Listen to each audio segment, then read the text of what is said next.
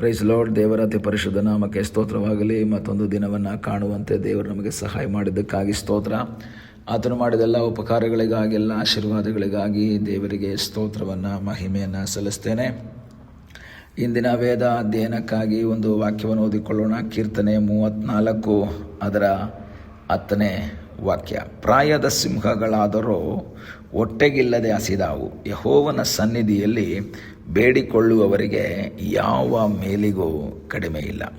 ಕೀರ್ತನೆಗಾರನು ಅಭಿಮೆಲೇಕನ ಎದುರಿನಿಂದ ಹುಚ್ಚನಂತೆ ತೋರ್ಪಡಿಸಿಕೊಂಡು ಓಡಿ ಹೋದಂಥ ಸಂದರ್ಭದಲ್ಲಿ ಬರೆದಂತಹ ಒಂದು ಕೀರ್ತನೆ. ಅವನ ಜೀವಿತದಲ್ಲಿ ಕೊರತೆಗಳಿದ್ದಾವೆ. ಆಹಾರ ಕೊಡೋರಿಲ್ಲ, ವಸ್ತ್ರ ಕೊಡೋರಿಲ್ಲ. ಅನೇಕ ಸನ್ನಿವೇಶಗಳ ಮೂಲಕ, ವೇದನೆಯ ಸನ್ನಿವೇಶಗಳ ಮೂಲಕ ದಾವೀದನು ಹಾದು ಹೋಗ್ತಾ ಇರೋದನ್ನು ನಾವು ನೋಡ್ತೀವಿ. ಅಂಥ ಒಂದು ಸನ್ನಿವೇಶದಲ್ಲಿ ಅವನು ದೇವರ ಮುಖವನ್ನು ನೋಡ್ತಾನೆ. ಅವನು ದೇವರಲ್ಲಿ ಆಶ್ರಯಿಸ್ತಾನೆ. ಅಲ್ಲಿ ಆಶ್ರಯಿಸಿದಂತಹ ಆ ದಾವೀದನು ಕೀರ್ತನೆಯನ್ನು ಬರಿತಾ ಇದ್ದಾನೆ. ಯೆಹೋವನು ಸದಾ ಭಕ್ತ ಪಾಲಕನು ಎಂದು ವರ್ಣಿಸುವಂತಹ ಒಂದು ಕೀರ್ತನೆ. ಯೆಹೋವನು ಸದಾ ಭಕ್ತರನ್ನು ಪಾಲನೆ ಮಾಡುವಂತಹ ವ್ಯಕ್ತಿ, ಭಕ್ತರನ್ನು ಪಾಲನೆ ಮಾಡುವಂತಹ ಒಬ್ಬ ವ್ಯಕ್ತಿಯಾಗಿ ಯೆಹೋವನನ್ನು ದಾವೀದನು ಚಿತ್ರೀಕರಿಸ್ತಾ ಇದ್ದಾನೆ. ಇಲ್ಲಿ ಪಾಲನೆ ಮಾಡುವಂಥ ವಿಷಯದಲ್ಲಿ ಏನು ಹೇಳ್ತಾನೆ?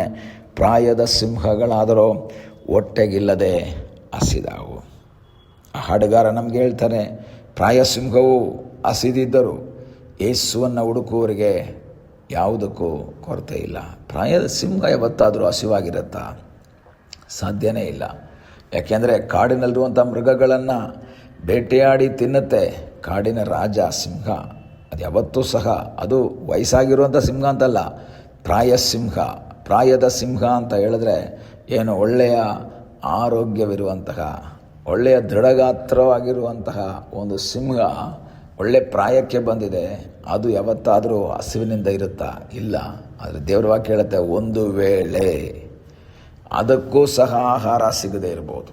ಒಂದು ವೇಳೆ ಬೇಟೆಯಾಡಿ ಅದಕ್ಕೂ ಸಹ ಆಹಾರ ಸಿಗದೇ ಇರಬಹುದು. ಅದು ಒಂದು ವೇಳೆ ಹೊಟ್ಟೆ ಹಸಿದು ಬಳಲ್ತಾ ಇರ್ಬೋದು, ಏನು ಸಿಕ್ಕಲಿಲ್ಲ ಅಂತ. ಆದರೆ ದೇವರ ಸನ್ನಿಧಿಯಲ್ಲಿ ಬೇಡಿಕೊಳ್ಳೋರಿಗೆ, ದೇವರ ಸನ್ನಿಧಾನದಲ್ಲಿ ಪ್ರಾರ್ಥನೆ ಮಾಡುವವರಿಗೆ, ದೇವರ ಮುಖವನ್ನು ನೋಡುವವರಿಗೆ, ದೇವರಲ್ಲಿ ಭರವಸೆ ಬಿಡುವವರಿಗೆ ಯಾವ ಮೇಲಿಗೂ ಕಡಿಮೆ ಇಲ್ಲ.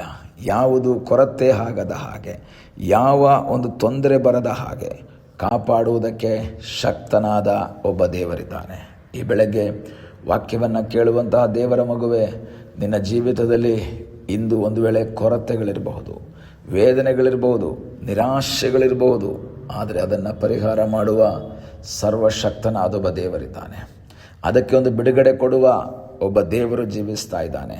ನಿನ್ನ ಕೊರತೆಯನ್ನು ನೀಗಿಸುವ ದೇವರು, ನಿನ್ನ ಜೀವಿತದ ಎಲ್ಲ ಸಮಸ್ಯೆಗಳಿಗೆ ಪರಿಹಾರವನ್ನು ಕೊಡುವ ಸರ್ವಶಕ್ತನಾದ ಒಬ್ಬ ದೇವರು, ಆತನು ನಿನಗಾಗಿ ಜೀವಿಸ್ತಾ ಇದ್ದಾನೆ.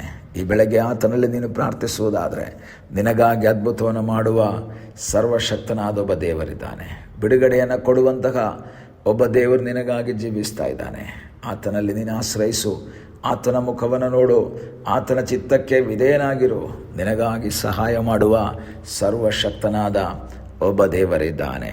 ಹೌದು, ಯಾವ ಮೇಲಿಗೂ ಕಡಿಮೆ ಇಲ್ಲದ ಹಾಗೆ, ಯಾವುದಕ್ಕೂ ಕೊರತೆ ಇಲ್ಲದ ಹಾಗೆ ನಿನಗೆ ಸಹಾಯ ಮಾಡುವ ಒಬ್ಬ ಸರ್ವಶಕ್ತನಾದ ದೇವರಿದ್ದಾನೆ. ಅದರ ಅರ್ಥ, ಈ ಲೋಕದಲ್ಲಿ ಪವರ್ಫುಲ್ ಆದವರು, ಈ ಲೋಕದಲ್ಲಿ ಆರೋಗ್ಯವಿರುವವರು, ಅವರಿಗೆ ಒಂದು ವೇಳೆ ಕೊರತೆ ಬಂದರು, ನಿನ್ನಲ್ಲಿ ಕೊರತೆ ಬರೋದಿಲ್ಲ.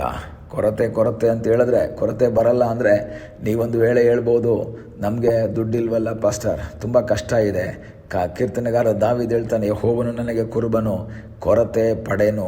ನಾನು ಕೊರತೆ ಪಡಲ್ಲ, ಯಾವುದೇ ರೀತಿಯ ಕೊರತೆಗಳು ನನಗೆ ಅನುಭವಿಸಲ್ಲ. ಅದರ ಅರ್ಥ, ದುಡ್ಡಿನ ಕೊರತೆನೋ ಅಥವಾ ಆರೋಗ್ಯದ ಕೊರತೆ ಒಂದು ವೇಳೆ ನಿಮ್ಮಲ್ಲಿರಬಹುದು. ದುಡ್ಡಲ್ಲ ಮುಖ್ಯ, ಆರೋಗ್ಯ ಅಲ್ಲ, ಒಂದು ಈ ಲೋಕದಲ್ಲಿ ರೋಗ ಬರದೇ ಇರೋದಲ್ಲ ಮುಖ್ಯ.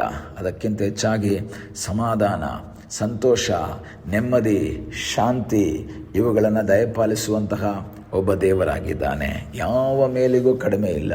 ಇವತ್ತೊಂದು ವೇಳೆ ಹಣದ ಕೊರತೆ ನಿನಗಿರ್ಬೋದು, ಇಕ್ಕಟ್ಟಿನ ಪರಿಸ್ಥಿತಿ ಹಾದು ಹೋಗ್ತಾ ಇರ್ಬೋದು, ಆದರೆ ಒಂದು ದಿವಸ ನಿನಗಾಗಿ ಅದ್ಭುತವನ್ನು ಮಾಡುವ ಒಬ್ಬ ದೇವರಿದ್ದಾನೆ. ಇಂದಿನ ಸನ್ನಿವೇಶ ನೋಡಿಬಿಟ್ಟು ಸ್ವಾಮಿ ಯಾವ ಮೇಲಿಗೂ ಕಡಿಮೆ ಇಲ್ಲ ಅಂತ ನೀನು ಹೇಳಿದೀಯ, ಆದರೆ ಎಲ್ಲ ಕಡಿಮೆ ಇದೆ ಅಂತ ನಿರಾಶೆ ಪಡಬೇಡ. ಇಂದಿನ ಕಷ್ಟಗಳನ್ನು, ಇಂದಿನ ವೇದನೆಗಳನ್ನು ಪರಿಹರಿಸುವುದಕ್ಕೆ ಶಕ್ತನಾದ ಒಬ್ಬ ದೇವರಿದ್ದಾನೆ. ಬಿಡುಗಡೆಯನ್ನು ಕೊಡುವಂತಹ ಒಬ್ಬ ದೇವರಿದ್ದಾನೆ. ಅಸಾಧ್ಯಗಳನ್ನು ಸಾಧ್ಯ ಮಾಡುವಂತಹ ಒಬ್ಬ ದೇವರಿದ್ದಾನೆ. ಅದ್ಭುತವನ್ನು ಮಾಡುವ ಸರ್ವಶಕ್ತನಾದ ದೇವರು ನಿನಗಾಗಿ ಜೀವಿಸ್ತಾ ಇದ್ದಾನೆ. ಆತನಲ್ಲಿ ಆಶ್ರಯಿಸು, ಆತನ ಚಿತ್ತಕ್ಕೆ ವಿಧೇಯರಾಗಿರು. ಆತನ ಇಷ್ಟವನ್ನು ಮಾಡುವುದಾದರೆ ನಿನ್ನ ಇಂದಿನ ಕೊರತೆಯನ್ನು ನೀಗಿಸುವುದಕ್ಕೆ ಆತನು ಶಕ್ತನು. ದೇವರ ವಾಕ್ಯ ಹೇಳ್ತದೆ, ಆತನು ಯಾರು? ಯೆಹೋವ ಈರೆಯಾದ ದೇವರು. ಅಬ್ರಹಾಮನಿಗೆ ಅಲ್ಲಿ ಕುರಿಯ ಒಂದು ಕೊರತೆ ಬಂದಾಗ ಆ ಕಾಡಿನಲ್ಲಿ, ಆ ಬೆಟ್ಟದಲ್ಲಿ ಅವನಿಗಾಗಿ ಆ ಒಂದು ಕುರಿಯನ್ನು ಒದಗಿಸಿಕೊಟ್ಟವನಾಗಿದ್ದರೆ ನಿನ್ನ ಕೊರತೆಯನ್ನು ನೀಗಿಸುವುದಕ್ಕೆ ಆತನು ಶಕ್ತನಾಗಿದ್ದಾನೆ. ನಿನಗೆ ಸಹಾಯ ಮಾಡುವುದಕ್ಕೆ ಆತನು ಶಕ್ತನಾಗಿದ್ದಾನೆ. ಆತನಲ್ಲಿ ನಂಬಿಕೆ ಇಡು, ಆತನಲ್ಲಿ ಆಶ್ರಯಿಸು. ನಿನಗಾಗಿ ಅದ್ಭುತವನ್ನು ಮಾಡುವ ಸರ್ವಶಕ್ತನಾದ ದೇವರಿದ್ದಾನೆ. ಪ್ರಾಯ ಸಿಂಹ ಹೊಟ್ಟೆಗಿಲ್ದ ಹಸಿಯುತ್ತದೆ, ಆದರೆ ಯೆಹೋವನಲ್ಲಿ ಬೇಡಿಕೊಳ್ಳೋರಿಗೆ ಕೊರತೆ ಇಲ್ಲ. ಪ್ರಾರ್ಥನೆ ಮಾಡೋಣ. ನಮ್ಮನ್ನು ಬಹಳವಾಗಿ ಪ್ರೀತಿ ಮಾಡುವ ಪರಲೋಕದ ತಂದೆಯಾದ ದೇವರೇ, ಈ ಸಮಯಕ್ಕಾಗಿ ಸ್ತೋತ್ರ. ಈ ಸಮಯದಲ್ಲಿ ಮತ್ತೊಂದು ಆವೃತ್ತಿ ನಿನ್ನ ಸಂಧಾನಕ್ಕೆ ನಾವು ಬಂದಿದ್ದೇವೆ ಅಪ್ಪ. ಕೊರತೆ ಇಲ್ಲದ ಹಾಗೆ ನಮ್ಮನ್ನು ನಡೆಸುವಂತಹ ದೇವರು. ಎಷ್ಟೋ ಜನ ಕೊರತೆಗಳಲ್ಲಿ ಕಟ್ಟಲ್ಲಿ ಸಿಕ್ಕಿಕೊಂಡಿರುವಾಗ ನಮಗೆ ಬೇಕಾದೆಲ್ಲವನ್ನು ದಯಪಾಲಿಸಿ ನಡೆಸ್ತಾ ಇರುವಂಥ ನಿನ್ನ ಕೃಪೆಗಾಗಿ ಸ್ತೋತ್ರ. ಪ್ರಾರ್ಥನೆಯನ್ನು ಕೇಳಿದ್ದಕ್ಕಾಗಿ ಸ್ತೋತ್ರ. ಯೇಸುವಿನ ನಾಮದಲ್ಲಿ ತಂದೆಯೇ, ಆಮೇನ್. God bless you.